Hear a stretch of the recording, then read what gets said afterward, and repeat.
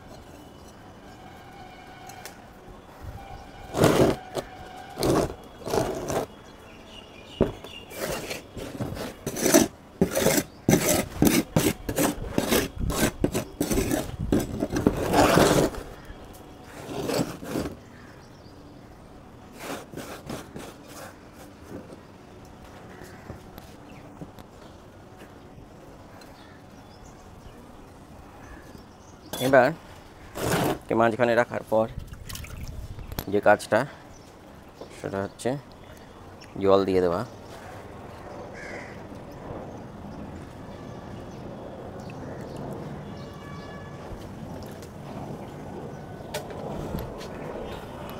এবার যে দেখা যে কোন গাছের এর ডালগুলোকে কীরকম করতে হবে সেটা পরবর্তীতে দেখিয়ে দেওয়া হয়। এই হচ্ছে যে জবা গাছের যে বনসাই, এটা জবা গাছের বনসাই। এবার এটাকে একটা ছামাতে রেখে দেব। তাহলে এবার এই গাছটা 15 দিনের উপর হয়ে গেল। আমি এটাকে ট্রান্সপ্ল্যান্ট আপনাদের দেখিয়েছিলাম। সেই ট্রান্সপ্ল্যান্ট করার পর গাছটা দিব্যি টিকে রয়েছে।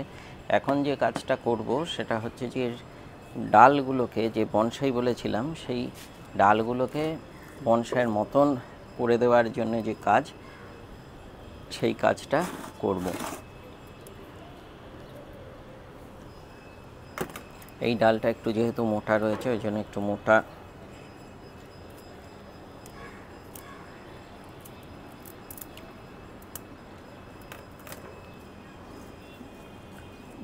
তারটাকে নিয়ে ডালটাকে একটু বেঁকিয়ে দেব। এটা দিয়েও কাটা যায়।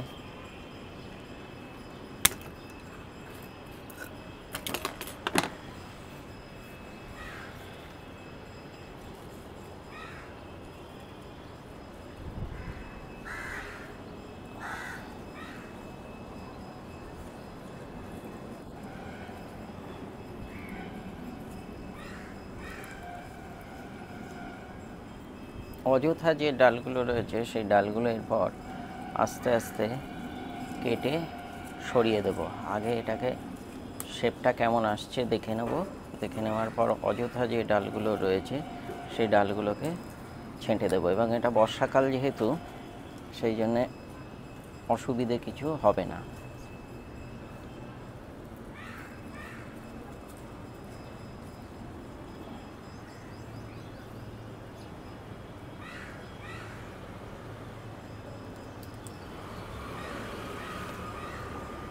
বর্ষাকাল হওয়ার জন্য এই ডালটাকে বেঁকিয়ে দেওয়ার কাজেতে এইভাবে একে একটু হালকা করে চাপ দিয়ে দিয়ে বেঁকিয়ে দেওয়ার কাজটা করব। তাহলে এই জায়গার কিছুটা অংশ ফাঁকা হয়ে গেল। এদিক থেকে প্রচুর গাছ ছেড়ে যে ডাল এই ভেতরের দিকেতে আসছে, এই ভেতরের দিকের ডালগুলোকে ছেঁটে দিই। যে ডালগুলো ভেতরের দিকেতে প্রচুর ডাল তৈরি বেরোচ্ছে সেগুলোকে ভেঙে দিই।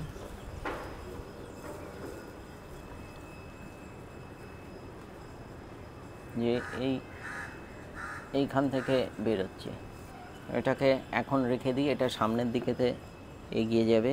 এটার এই দিকে এই যে অংশটা, এটাকে বেঁকে দিলাম। আপাতত এবার যে কাজটা করব, এর বর্ষাকাল যেহেতু, ওই জন্যে একে একটু হাইটটাকে একটু ছোট করে রাখার জন্যে, এখান থেকে ব্রাঞ্চ বের করার জন্যে হালকা করে প্রুনিং করে দিলাম। যে এই ডালটাকে আমার রাখার দরকার নেই, এগুলোকে একটু ছেঁটে সরিয়ে দিই। এখান থেকে দুটো বেরিয়েছে, হালকা করে ছেঁটে দিলাম। এই ডালটাকে এই দিকেতে নিয়ে এলাম, এনে এই হাইট করে ছেঁটে দিয়ে আর একটু ছেঁটে দিই। এইভাবে হাইটে রাখলাম। একে এই দিক থেকে একে খালি একটু বাড়তে দেওয়ার, দেখি যে কী রকম দিকেতে গিয়ে দাঁড়ায়। একে একটু বাড়তে দিয়ে দিলাম। অন্য যে গুলো রয়েছে তাদেরকে ছেঁটে যে সরিয়ে দেওয়ার কাজটা করলাম।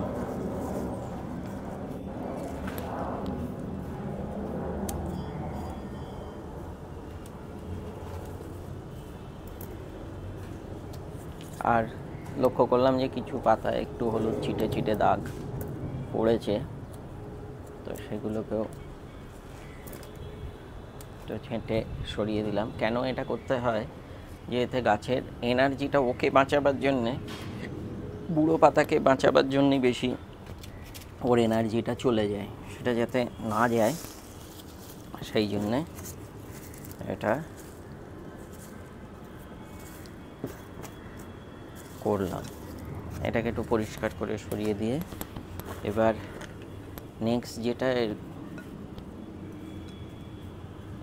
গোড়াটার যে ছিল, আমি শুরুতে বলেছিলাম যে এটা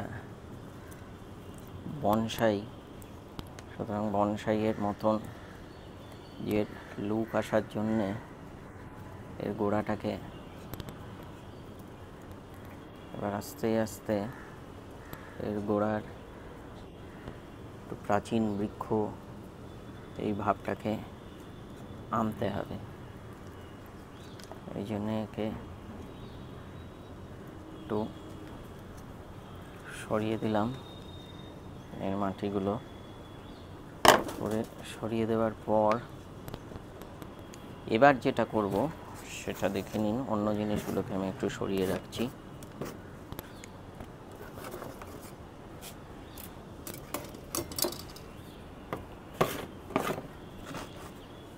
এবার যেটা করার সেটা হচ্ছে যে এখানে দু রকম জিনিস আছে। এই যে এটা দেখছেন, এটা চা পাতা শুকনো শুকনো চা পাতা, যে চা পাতা চা খাওয়ার পর যে শিটে হয় সেই শিটে এইটা। আর এইটা যে দেখছেন এই যে ছাদ বাগান, এই ছাদ বাগানকেই ঝাঁট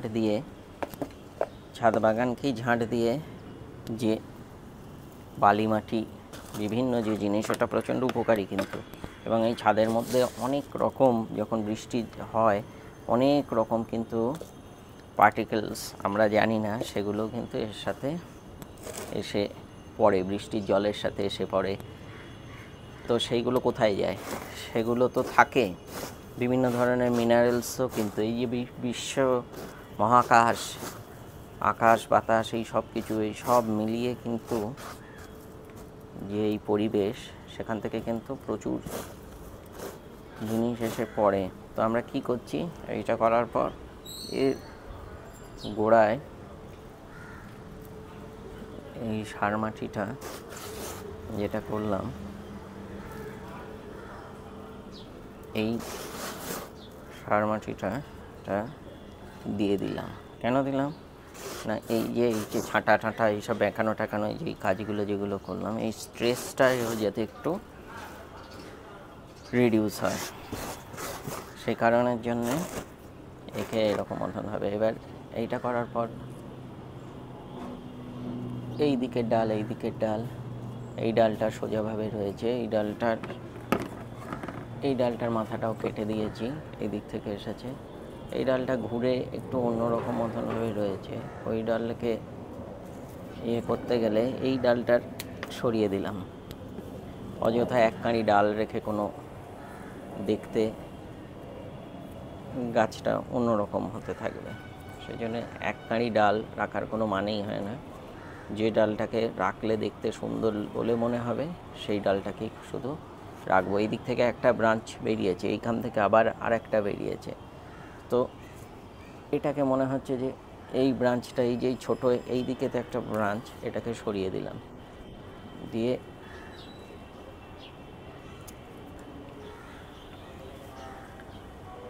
গাছটার টপটাকে একরকম মতনভাবে রেখে এই ব্রাঞ্চটাকে খালি একটু এইভাবে বাড়িয়ে নিচ্ছি। কেন না, এই দিকটা যাতে বাড়ার সুযোগটা পায়। দেখুন এই দিকটা কম, ওই দিকটায় একটু বেশি রয়েছে, সেই অংশটাকে যাতে ঠিকঠাক মতনভাবে হয়, এইটার চিন্তাভাবনার থেকেই কিন্তু এই ডালটাকেও এই দিকেতে এরপর বাড়িয়ে নেব। এটার একটা ছোট্ট আপডেট আপনাদের কাছে তখন দেখিয়ে দেবো। এই ডালটাকে ছোট্ট করে হালকা করে এই দিকেতে বাড়িয়ে দেবো, দেখলে কেমন লাগবে সেটাকে দেখতে হবে। এটাকে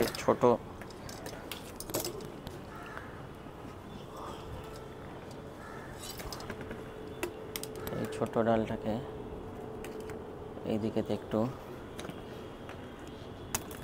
বেঁকিয়ে দিই।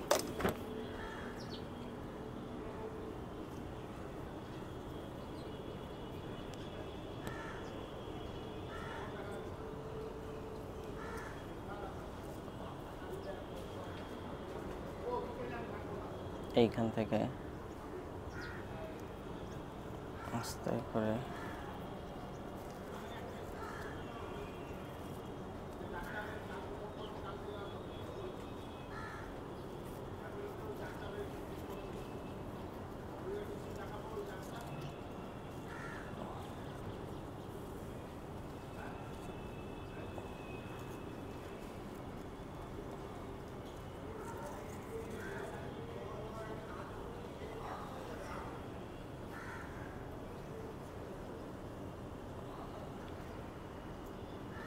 একটু বেঁকিয়ে এটাকে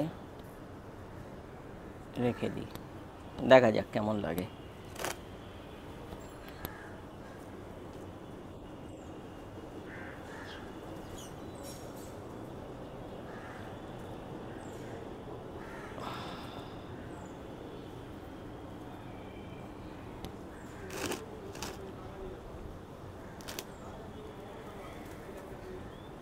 এইভাবে গাছটা শুরুর সময় কী ছিল আর এখন কীরকম লাগছে সেটা আপনারা দেখবেন। আর যারা দেখছেন তারা এই চ্যানেলকে সাবস্ক্রাইব করে রাখুন। এরকম বিভিন্ন বিষয় নিয়ে এই যে ইনসিগনিফিকেন্ট ডায়েরি, সেই ইনসিগনিফিকেন্ট ডায়েরিকে সাবস্ক্রাইব করে রাখুন। আর যারা ফেসবুক পেজ দেখছেন ফলো করে রাখুন, তাহলে সুবিধে হবে যে পরবর্তী যে আপডেটগুলো থাকবে সেগুলোকেও আপনারা দেখতে পাবেন। তো এই লুকটাকে রেখেই আপাতত এই যে বনসাই, জবা গাছের বনসাই আমি যেটা বলেছিলাম, সেই বনসাইয়ের লুক দেওয়ার যে প্রসেস এই পর্যন্ত করে রাখছি। এর পরের আপডেটগুলো পরবর্তী যে ভিডিও তৈরি করব সেই সময়, কিছুদিন বাদে অবশ্যই এই ভিডিও তখন দেখতে পাবেন। তার কারণ হচ্ছে একে আস্তে আস্তে কী স্টেপেতে এলো সেই স্টেপটার জন্য একটু সময় লাগবে। ধন্যবাদ।